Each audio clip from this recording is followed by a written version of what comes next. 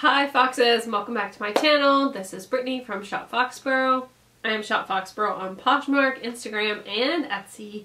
And today I have a palette update for you that goes over how I'm going to process the palette and also like the shipping process so far.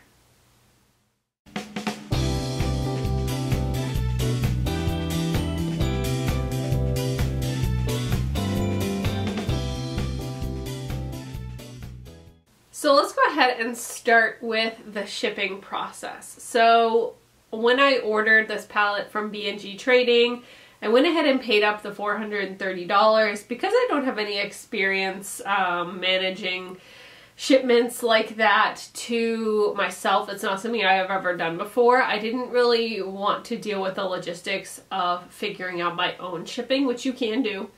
So I went ahead and just let them ship it for me. It was $430 to have them take care of everything. I seriously doubt that's how much that it actually costs to ship. I'm sure there's like some padding in there that they gave themselves for their time and effort, but it's kind of been a cluster, if I'm honest with you. So I ordered the palette on the 8th of August. I'm pretty sure. I'll pop up here if I didn't order it on the 8th. Anyway, so then on the 14th I got a notification that it had been shipped and I was very excited. So they give you a tracking number and then they give you a little link to it. And they gave me a TNT tracking number, and TNT is actually a shipping company that does freight. So but then when you clicked on their little link, it took you to UPS freight website. But no matter what I did with their tracking number, whether I entered it on TNT or like the UPS freight or one of those sites that just kind of like combs through all of them, like there was just no information for this tracking number that they gave me. And so I emailed them and I was like, what's going on? And it took a little while for them to get back to me, and they were like, oh, we're really sorry, the carrier hasn't updated the shipping information.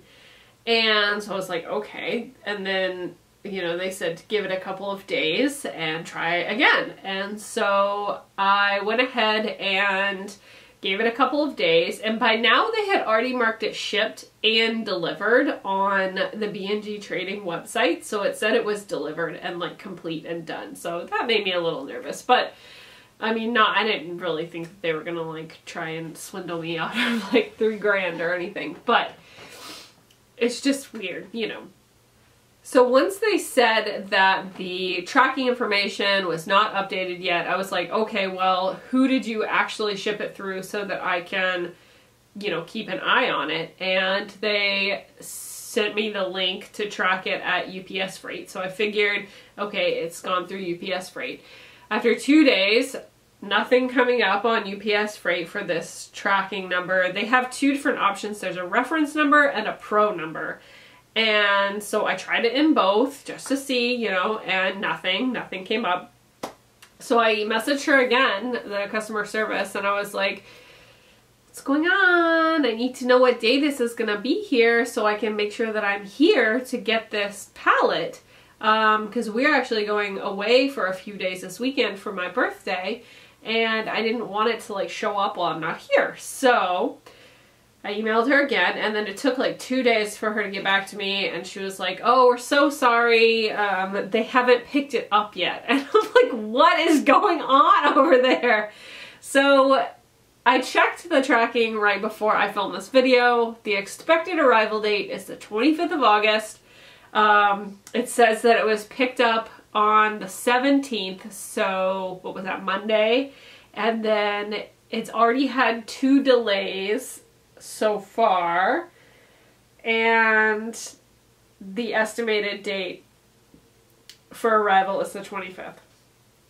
So I'm just going to keep an eye on it, and hopefully, you know, during the week, we're usually here. It's just this weekend. We weren't going to be here for a little while, so I just wanted to make sure that it wasn't going to arrive while I was gone, and then I wasn't going to have to go like pick it up somehow from this like depot or something like that. So anyway, yeah, that's been a little bit of a cluster. I just wish their customer service had been like more inclusive of all the information that I needed as I asked for it, instead of like making me continue to like fish for information. And then I also had emailed their customer service to find out if they still had their referral program, because I wanted to be able to give you guys a code if you wanted to like try B&G trading. I don't think that their codes work with pallets, but if you wanted to try like a smaller quantity, and they said that they're not currently doing it. And I was like, okay, because I have a YouTube channel and I'm going to be talking about this whole experience. And they were like, let me bump it up to the next level, and then I haven't heard back on that either. So customer service right now, we'll see how that goes, but yes. So I have worked with my husband. We cleared out a spot in our garage for the pallet to land when it gets here.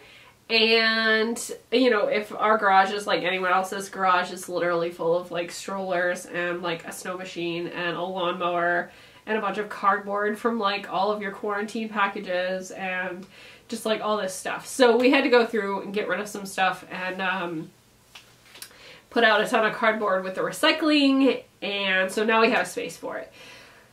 So what is my game plan when it does come in as to like how I'm going to sort through this pallet? It is, I checked the tracking and it says 350 pounds. So, you know, minus the weight of the box and the pallet, you're probably looking at like 325, 330 pounds worth of clothing. So that is definitely a lot.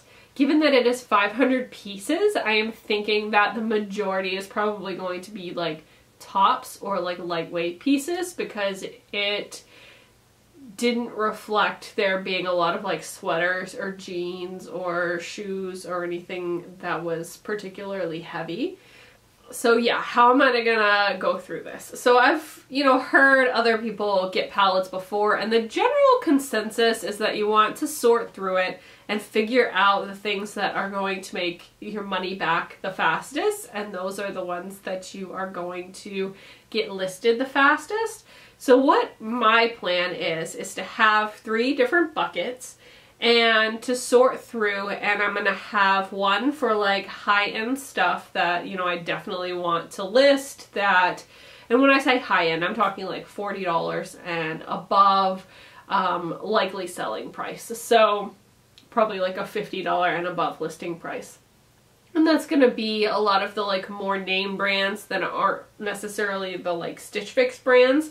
And then I'm gonna have another large Tupperware, and that is going to be the like mid-grade brands. They're going to be Stitch Fix brands, but they're like interesting, and I can sell them above $25 most likely.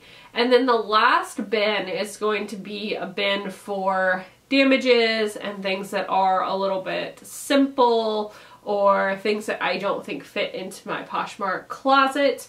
And those I'm actually going to do, I think, my first ever YouTube live sale for a part of those. I don't know how many there will be, but these are going to be things that are going to be like $25 and under.